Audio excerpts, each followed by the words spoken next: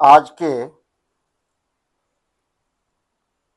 परिचर्चा में हम यूजीसी 2026 इक्विटी रेगुलेशन के विषय में बात करेंगे।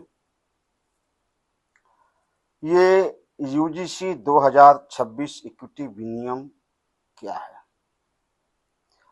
सुप्रीम कोर्ट ने 29 जनवरी 2026 को इस पर रोक क्यों लगा दी, इस पर हम संक्षिप्त में चर्चा करेंगे। अगर आप हमारे चैनल को सब्सक्राइब नहीं किए हैं तो सब्सक्राइब कर लें, बेल आइकन का बटन दबा दें ताकि ऐसे चर्चा आप सुन सकें। प्रश्न ये है कि आवश्यकता क्या पड़ी, क्यों ये लाया गया?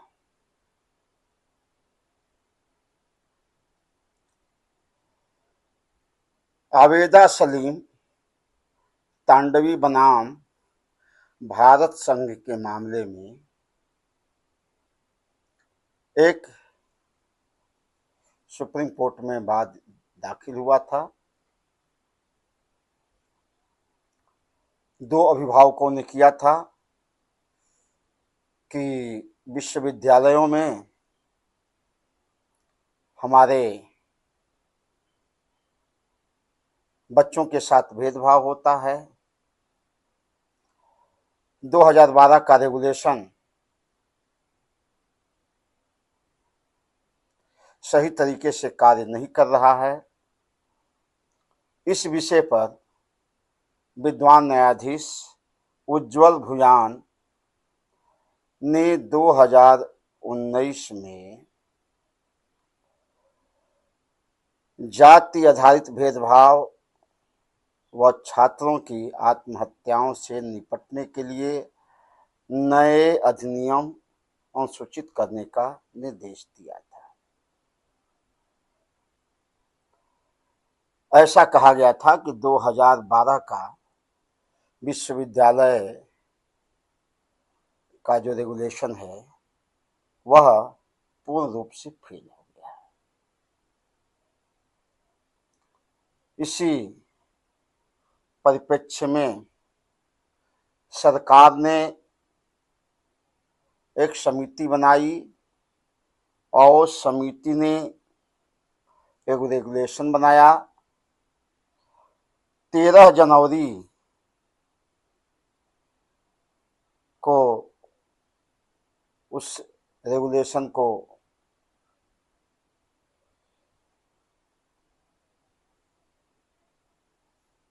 कानून विभाग में भेजा गया, 15 तारीख से लागू हो गया।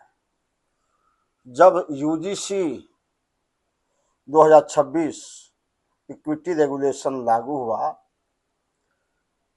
तो छात्र दो गुटों में बंट गए। पूरे भारत की राजनीति दो गुटों में बट गई। एक वर्ग कहता है, कुछ पार्टियां कहती हैं, कुछ नेता कहते हैं कि यूजीसी 2026 इक्विटी रेगुलेशन लागू होना अनिवार्य है। लेकिन सामान्य वर्ग के जो विश्वविद्यालय में पढ़ने वाले विद्यार्थी हैं, अभिभावक हैं, ये इसको अन्यायपूर्ण बतला रहे हैं, समानता के अधिकार का हनन बता रहे हैं।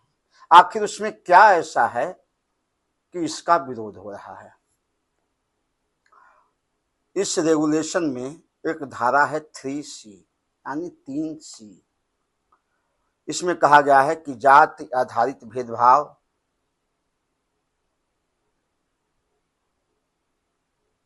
में SC, ST, OBC के बच्चों को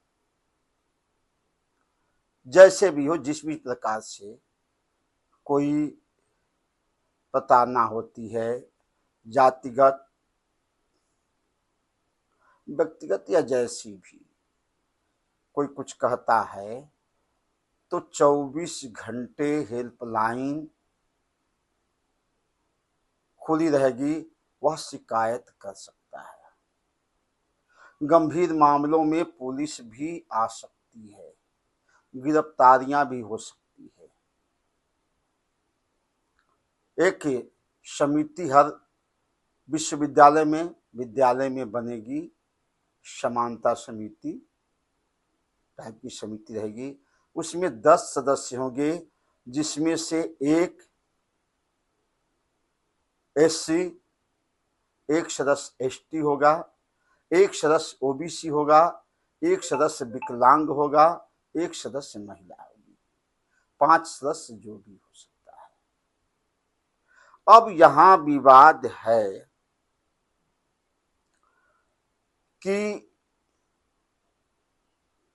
क्या विश्वविद्यालयों में जातिगत भेदभाव सामान्य वर्ग ही करता है? क्या एससी, एसटी, ओबीसी या महिला जातिगत भेदभाव नहीं करते? इस विषय पर ही विशेष चर्चा है। चूंकि 2012 में भी जो रेगुलेशन बना था बहुत बढ़िया था, चूंकि उसमें भी कुछ खामियां थी, लेकिन एक अच्छाई ये थी कि अगर कोई झूठा मुकदमा करता है तो उसके ऊपर दंडात्मक कार्यवाही। 3E में यानी 3E में ऐसा वर्णन था कि ये जातिगत भेदभाव कैसा, तो धर्म के आधार पर, जाति के आधार पर, लिंग यानी महिला पुरुष के आधार पर, जन्म स्थान के आधार पर यानी अलग अलग राज्यों के, विकलांगता के आधार पर, किसी भी आधार पर अगर भेदभाव होता है तो वह समानता के अधिकार का उल्लंघन है, उसके ऊपर कार्यवाही होगी। लेकिन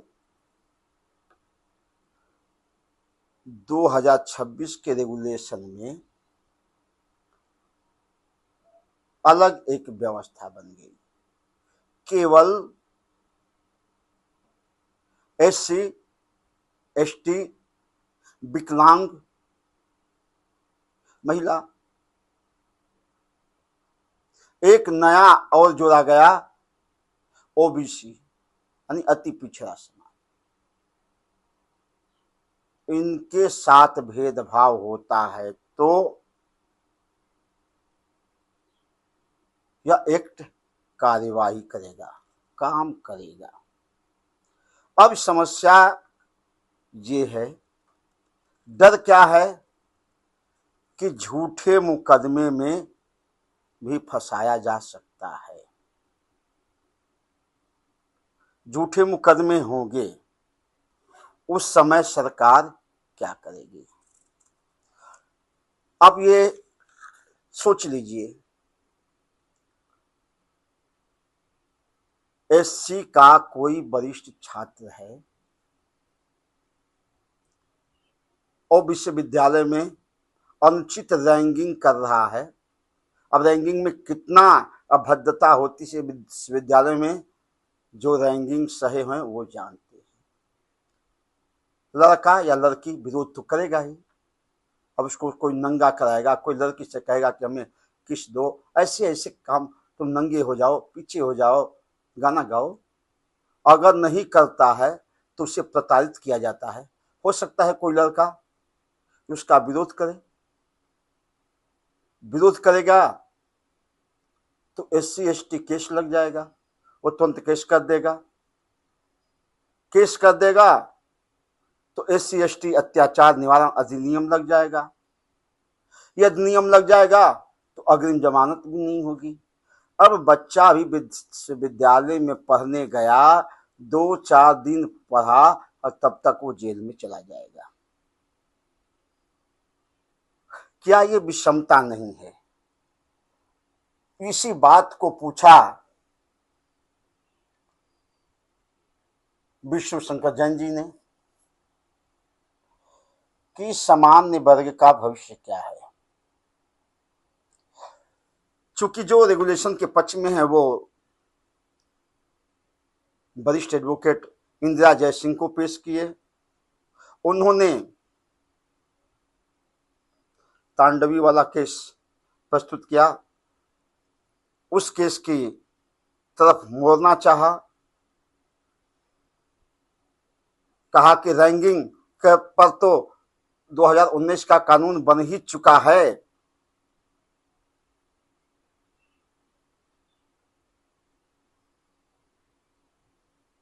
ये तो उसका कोई परिप्रेक्ष्य नहीं है, उसकी कोई बात ही नहीं रैंकिंग की, उसका अलग कानून है। दूसरी बात उन्होंने कहा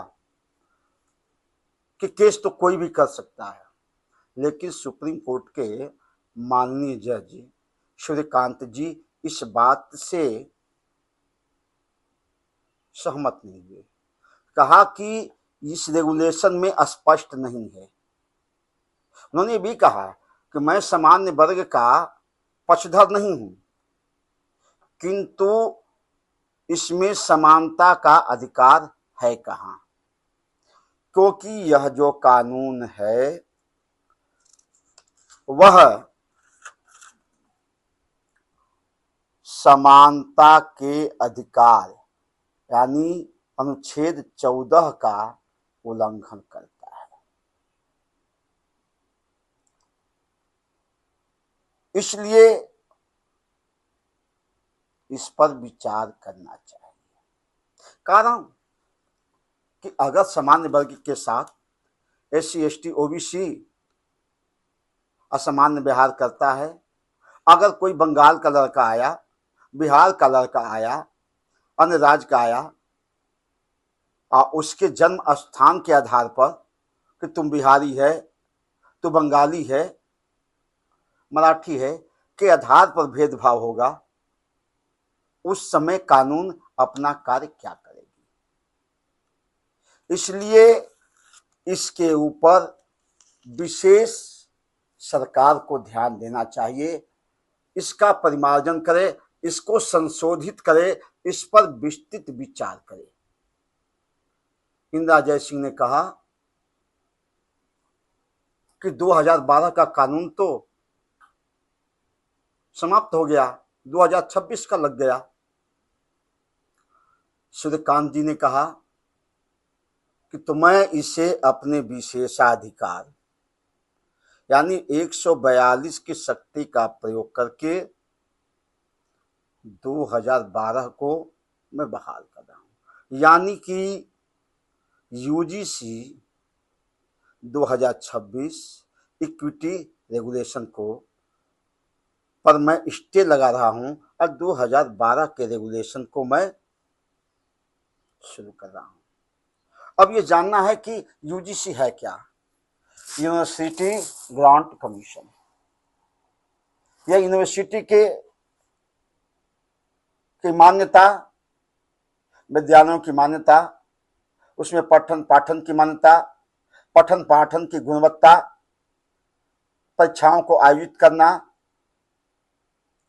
उसमें योग्य अध्यापकों का चयन करना, अनुदान देना इत्यादि का काम यूजीसी यानी कि यूनिवर्सिटी ग्रांट कमीशन के अधीन होता था।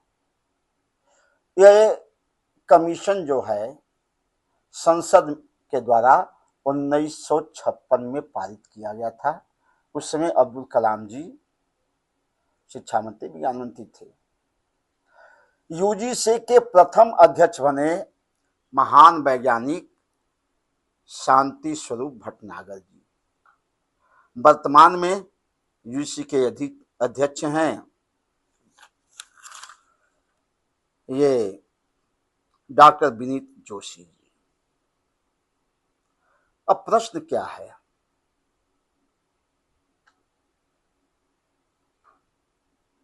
चाहता क्या है समान वर्ग?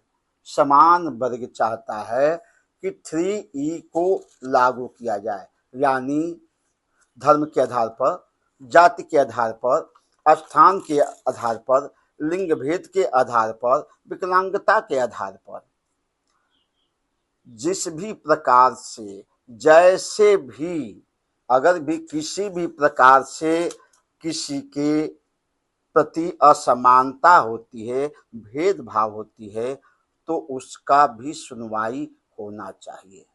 दूसरी बात कि अगर कोई झूठा केस करता है, जैसा 2022 में था, तो उसके ऊपर दंडात्मक कार्यवाही होनी चाहिए, ताकि लोग झूठा केस न करे, किसी को बिना मतलब का, बिना सबूत का फंसा करके किसी विद्यार्थी का, किसी छात्र का जीवन बर्बाद न करे। क्योंकि इसमें तो विद्यार्थी भी शामिल हैं, अध्यापक को भी, कर्मचारियों को भी शामिल कर दिया गया है। हर विद्यालय का जो वरिष्ठ होगा, यानी कि मुखिया, ये इस समिति का मुखिया होगा। अब कोई झूठा आरोप लगा देगा, विश्वविद्यालय में पुलिस आएगी, गिरफ्तारी करेगी, एक्ट लग जाएंगे, फिर उस बालक का भविष्य क्या होगा? यह विषय है चर्चा का। अभी फिलहाल यूजीसी इक्विटी रेगुलेशन 2026 पर सुप्रीम कोर्ट ने स्टे लगा दिया है। 2012 अभी भी प्रभावी है, कार्य कर रहा है। फिर हम इस पर चर्चा करेंगे, विस्तृत चर्चा करेंगे। मैं दोनों पक्ष से चाहता हूं, जो समर कर रहे हैं, इस पर चर्चा को सुन रहे हैं, आप बताइए क्यों यूजीसी जरूरी है, 2026 क्यों जरूरी है? और मैं ये भी जानना चाहता हूं कि यूजीसी 2026 में कमियां क्या है, क्यों नहीं जरूरी है? आप अपना पक्ष रखें, हमें अवगत कराएं, फिर हम इस विषय पर आगे चर्चा करेंगे, परिचर्चा करेंगे। विद्वान एडवोकेट को बुलाएंगे, विद्वान वकीलों को बुलाएंगे, इस विषय पर विद्वानों का भी राय लेंगे। यूजीसी पर अभी कई एपिसोड हम काम करने वाले हैं। अब मैं फिर एक बार कहूँगा कि आप यूजीसी पर या ऐसे संवेदनशील मुद्दों पर चर्चा समझ करना चाहते हैं, तो हमारे चैनल KRS ट्रू वर्ल्ड को सब्सक्राइब करें, बेल आइकन दबाएं। जय हिंद, जय भारत।